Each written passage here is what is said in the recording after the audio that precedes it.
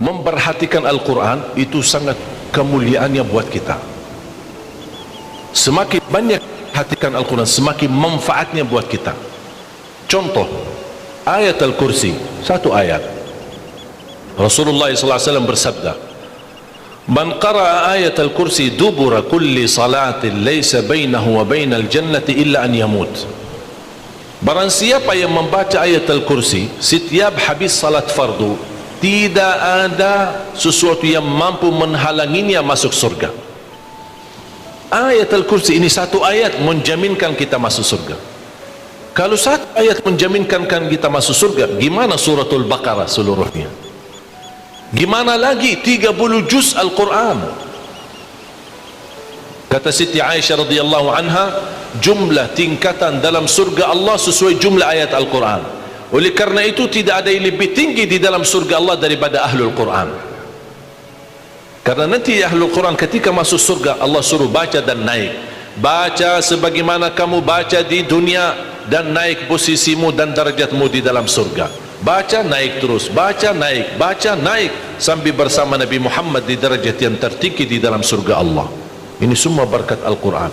Belum lagi syafaat Al-Quran, belum lagi anak penghafal Al-Quran menghadiahkan 2 mahkota untuk kedua orang tuanya, belum lagi setiap satu huruf dapat 10 kebaikan, belum lagi Al-Quran akan menemani kita saat sakratul maut, belum lagi Al-Quran akan temani kita saat menghadapi mungkar nakir di dalam kubur, belum lagi saat dibangkitkan oleh Allah akan bersama Al-Quran sama kita, belum lagi saat dihisab Al-Quran akan menemani kita, belum lagi saat kita berjalan di atas sirat Al-Quran masih berkenan menemani kita sampai ke pintu surga. Bahkan ketika masuk surga Al-Quran tidak akan tinggalkan kita, masih terus masuk bersama kita di dalam surga sampai naik darjat yang tinggi di dalam surga Allah Subhanahu wa ta'ala. Kewajiban kita cuma satu, coba berapa panjang balasan Al-Quran sampai ke surga, tapi diminta cuma satu, berkenan menjadikan Al-Quran teman kita di dunia.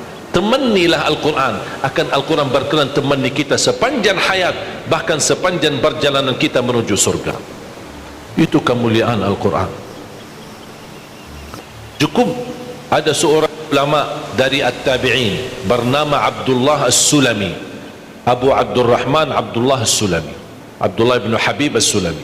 Ditanya, beliau 70 tahun mengajar Al-Quran. Ditanya, wahai imam, apa yang membuat kamu sabar sampai 70 tahun mengajar Al-Quran? Kata beliau, yang membuat aku sabar dan minat menjaga keistiqomahan, bersabda Rasulullah sallallahu alaihi wasallam, khairukum man ta'allama al-Qur'ana wa 'allamah, sebaik-baik manusia yang mempelajari Al-Quran dan mengajarnya. Itulah ingin saya menjadi orang yang baik bagi manusia, sebagaimana bersabda Rasul, itulah yang membuat saya sabar dalam mempelajari dan mengajar Al-Quran. Siapa yang tidak mau jadi manusia yang terbaik menurut Rasulullah sallallahu alaihi wasallam? Itulah bersama Al-Quran. Mohon maaf, siapa Ali Jabir? Hamba yang biasa, banyak kekurangannya, yang Allah anugerahkan kemuliaan bukan karena siapa-siapa, tapi karena Al-Quran. Dihormati, didepankan, dan semua orang penghafal Al-Quran berapapun usianya dihormati, didepankan, dimuliakan. Semua berkeinginan bisa bersalaman. Kita melihat dan menonton acara Hafiz Indonesia, jangankan anak-anak, bahkan yang cacat luar biasa Allah tunjukkan bagaimana kelebihan Al-Quran. Yang buta bisa hafal Al-Quran, yang lumpuh badannya dan jasadnya seperti alana yang tidak bisa jalan hafal Al-Quran. Naja yang luar biasa dahsyat, otaknya terganggu tapi bisa hafal Al-Quran. Dia tidak bisa baca, kasih Al-Quran suruh baca, dia tidak bisa baca. Tapi ditanya, tes hafalannya, hafal. Berapa ayatnya? Hafal. Nomor berapa? Hafal. Kanan kiri hafal, atas bawah hafal. Allah menunjukkan kepada kita, Allah tidak akan melepaskan Al-Quran menjadi jaminan ditolong. Inna nahnu nazzalna dzikra wa inna lahu lahafizun. Kami telah menurunkan Al-Quran dan kami akan menjaganya. Di antara terjaga Al-Quran secara fisik, terjaga Al-Quran secara tulisan, terjaga Al-Quran secara suara, dan terjaga ahlul Quran, para penghafal Al-Quran. Oleh kerana itu jamaah sekalian, selalu saya mendorong masyarakat, kalau kaum muslimin muslimat di Indonesia merasa dirinya gagal menjadi penghafal Al-Quran, jangan putus asa, tetap masih anda bisa menjadi ahlul Quran. Ayo kita lipatkan diri kita melalui yang jadi saham atau saksi baik bagi kita di hadapan Allah, melalui infak kita, sedekah kita, zakat kita, wakaf kita, apa saja, supaya kita datang di hadapan Allah. Ya Allah, mohon maaf, saya belum bisa hafal Al-Quran, tapi hartaku menjadi saksi untuk membantu dan menolong Al-Quran dan binaan Al-Quran. Insya Allah termasuk ahlul Quran dan mendapatkan syafaatnya Al-Quran di hari kiamat, dan amalan itu menjadi sedekah jariah yang menalirkan pahalanya sampai hari kiamat.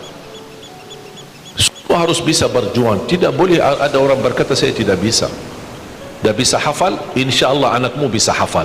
Kalau anakmu belum bisa hafal, insya Allah cucumu bisa hafal. Kalau itu pun tidak berhasil, insya Allah saham walaupun sedikit seikhlasnya bisa menjadi saksi baik. Infaknya, sedekahnya, ikhlasnya, zakatnya, wakafnya, semua bisa menjadi saksi baik. Karena kita mendapatkan sebuah kemuliaan Al-Quran. Al-Quran kitab suci yang tidak ada keraguan di dalamnya. Sayang sekali kita bisa kehabisan berhari-hari tidak baca Al-Quran. Saya harap insyaAllah mulai hari ini kita komitmen untuk khatam Al-Quran.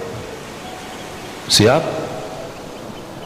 Sedikit demi sedikit, istiqamah lebih baik daripada banyak tapi terputus.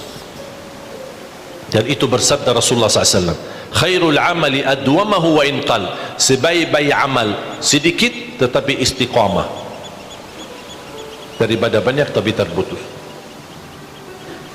Makanya setiap waktu salat baca 4 halaman. 4 kali 5 sudah 20. Kira-kira cocok? Hah? Siap bu? Mau fikir dulu ya? Kira-kira mau nggak lebih mudah lagi? Masih mau lebih mudah lagi ya? Insya Allah masih ada, jangan khawatir, masih ada.